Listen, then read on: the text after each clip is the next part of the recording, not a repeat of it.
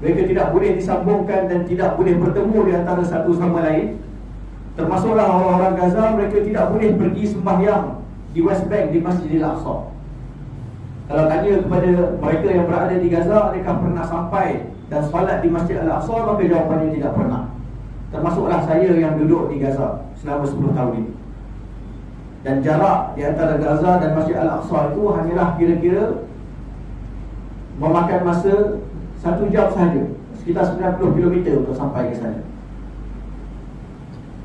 Dan bumi Gaza yang kecil ini, tuan-tuan dan puan-puan, daripada utara sampai ke selatan, panjangnya sekitar 40 km sahaja. Daripada kiri ke kanan, timur ke barat, lebarnya 9 km. Maksudnya Gaza sekarang yang ditakuti oleh pihak musuh, yang menjadi duri dalam daging untuk orang-orang Islam yang tidak mahu perjuangan Palestin, yang menjadi tempat tentera-tentera bangkit dan keluar untuk membebaskan bumi Palestin, luasannya hanyalah 360 km persegi sahaja, lebih kecil daripada separuh Perlis.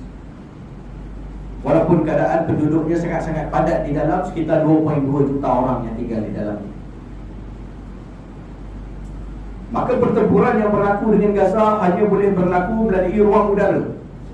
Mereka tak boleh keluar, tak boleh masuk. Zionis Israel pun dia tak boleh keluar dan tak boleh masuk. Sebab yang dalam Palestin di sebelah Gaza itu, yang ada 100% adalah orang-orang Palestin, sama ada yang beragama Islam ataupun beragama Kristian.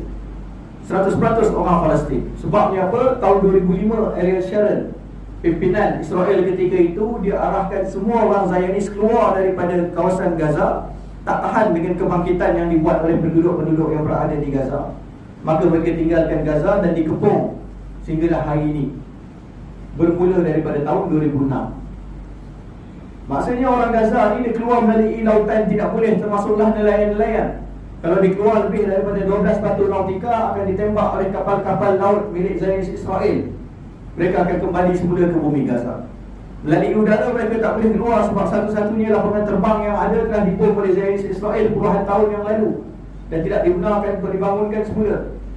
Mereka tidak boleh keluar melalui jalan darat sebab mereka terkepung oleh Zionis Israel dan juga kawan kepada Zionis Israel, iaitu Mesir, yang menyebabkan mereka tidak boleh keluar dan masuk dengan mudah melalui satu-satunya pintu sempadan laluan keluar dan masuk, iaitu pintu sempadan Rafah di antara Gaza dan juga tanah Mesir.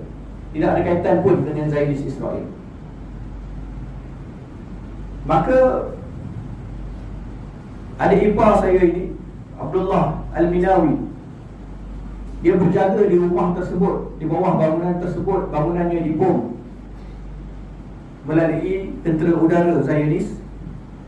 Tentera sedang cuba untuk masuk ke dalam tanah Gaza, tetapi tidak berjaya melalui jalan darat, sebab sepanjang laluan dijaga oleh mujahidin-mujahidin seperti Abdullah. Bila mana dibom rumah bangunan tersebut, Abdullah terkubur di bawah 3-4 lapisan bangunan di dalam lubang sedalam 3-4 meter, hasil daripada roket yang diledakkan. Bila mana diumumkan gencatan senjata sementara, diberi masa selama 24 jam kepada penduduk-penduduk Palestin untuk pergi menguruskan mayat para syuhada yang ramai di sempadan ketika itu. Adik-beradik kepada isteri saya pergi untuk menyelamatkan Abdullah ataupun untuk mengambil jenazahnya. Mereka pergi ke bangunan tersebut, mereka gali dan gali dan gali, dan akhirnya mereka jumpa Abdullah. Alhamdulillah, mereka jumpa Abdullah dalam keadaan sudah mati syahid, tetapi dia masih lagi memeluk senjata yang dipegangnya ketika mana dia menjaga sempadan tersebut. Mereka keluarkan Abdullah daripada bawah bangunan. Allah takdirkan, walaupun telah beberapa hari mati syahid, pehanya tersangkut pada dawai yang berada di bangunan tersebut, dan tiba-tiba darah mengalir keluar daripada luka, membuktikan bahawa para syuhada ini betul sebagaimana disebutkan dalam Al-Quran. Mereka ini bukanlah orang yang telah mati, tetapi mereka ini bal ahya inda rabbihim yarzaqun, iaitu mereka ini orang-orang yang masih hidup dan hidup di sisi Tuhannya, ada diberikan rezeki yang banyak oleh Allah. Seterusnya tahun 2021, sekali lagi berlaku peperangan yang berlanjutan selama 11 hari. Juga saya berada di bumi Gaza ketika itu. Tetapi bila mana ditanya kepada saya tentang pengalaman yang mengerikan duduk di bumi Gaza, saya tidak menceritakan pengalaman. Contohnya yang berlaku pada tahun 2014. Saya duduk di sebuah bangunan di tingkat 5. Dan bila kita duduk tingkat 5 ni tuan-tuan dan puan-puan, bila mana berlaku letupan roket-roket di sekeliling rumah kita, kita rasa seolah-olah kita sedang bermain roller coaster. Bangunan rumah tu dia akan bergoyang dan bergoyang dan bergoyang. Saya duduk ketika itu di waktu Ramadan, perang sedang meletus, tiba-tiba terdengar bunyi tembakan roket yang sangat kuat meledak kawasan kami. Diajarkan oleh penduduk-penduduk Palestin, bila mana dengar bunyi roket, kena pergi cek rumah kau yang kena bom ke bukan rumah kau. Sebab Zionis Israel, bila mana dia nak letupkan mana-mana rumah, dia akan ketuk pintu terlebih dahulu. Tapi cara mereka ketuk pintu ni macam mana?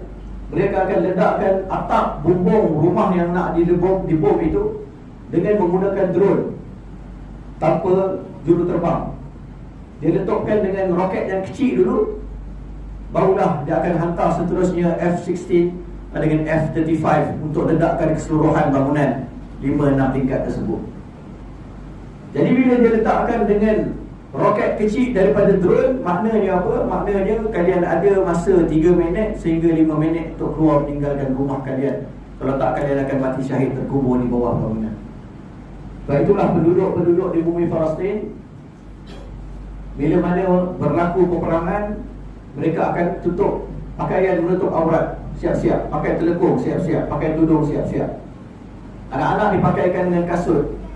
Baju yang berisi pakaian disediakan, diletakkan di depan pintu. Beg yang berisi dokumen-dokumen penting disediakan, diletakkan di depan pintu. Ada saja amaran, sama ada diledakkan atap rumah tersebut ataupun dihubungi oleh Zionis Israel. Mereka ada telefon, nombor telefon seluruh penduduk Gaza dia akan hubungi. Ni rumah sekian-sekian, betul, kami akan ledakkan rumah kau dalam masa 10 minit, sila keluar daripada rumah. Maka mereka pun terpaksa lagi keluar daripada rumah, bawa segala apa yang telah disiapkan. Itu kalau dalam keadaan mereka nak meledakkan rumah kita dan nak menghancurkan infrastruktur, sama ada yang ada dalam rumah, pejabat Brigade Al-Qassam, pejabat Hamas dan sebagainya. Tetapi kalau mereka nak mensasarkan, assassinate pimpinan-pimpinan daripada Brigade Al-Qassam ataupun daripada parti politik Hamas ataupun parti-parti yang lain, maka mereka tidak akan bagi amaran. Dia akan bom terus dengan F-16. Dan itulah yang menyebabkan kehilangan nyawa yang begitu ramai di bumi Palestin ketika ini, yang mana jumlahnya hampir mencecah 3,000 orang dalam tempoh 10 hari. Nak masuk 10 hari, 3,000 orang yang mati syahid, telah melebihi jumlah syuhada pada tahun 2014 yang telah berlanjutan selama 51 hari. Maka tuan-tuan dan puan-puan, bila kita dengar bunyi bom tersebut, kita pun buka tingkap. Masa tu tengah masak untuk berbuka puasa, nasi dan lauk daging masak hitam. Buka tingkap, tengok adakah rumah aku yang kena bom ataupun bukan rumah aku. Dan bila kita dapati alhamdulillah bukan rumah aku yang dibom, azan pun berkumandang, kita pun tutup balik tingkap dan sambung berbuka puasa. Esoknya kita turun tengok tempat manakah yang telah dibom. Rupanya kawasan yang telah dibom ialah rumah di sebelah rumah saya. Satu lubang yang dalam terbentuk dan di dalamnya ada besi-besi yang kelihatan. Bila mana saya tanya kepada mereka yang berada di sana, jiran-jiran saya, mereka sebutkan bahawa rumah yang telah dibom itu sebenarnya adalah tempat simpanan roket-roket para mujahidin. Para mujahidin yang ada di bumi Palestin, mereka bukannya orang-orang yang kita nampak sebagai tentera rasmi negara-negara. Dia bukannya ada pusat latihan, dia bukannya ada tempat depo simpanan senjata dan sebagainya, tidak. Mereka hanya boleh menggunakan apa-apa fasiliti yang ada di dalam negara, mereka gunakan untuk pertahankan bumi Palestin. Jadi takdirnya rumah di sebelah rumah saya itu adalah tempat simpanan roket para mujahidin. Mereka simpan roket, mereka tak bagi tahu saya dulu. Kalau mereka bagi tahu, saya dah pindah duduk di tempat yang lain. Kawasan tersebut dibom, tetapi roket-roket yang ada tidak meletup. Alhamdulillah. Maka dipanjangkan usia untuk kita bertemu dan berjumpa pada hari ini.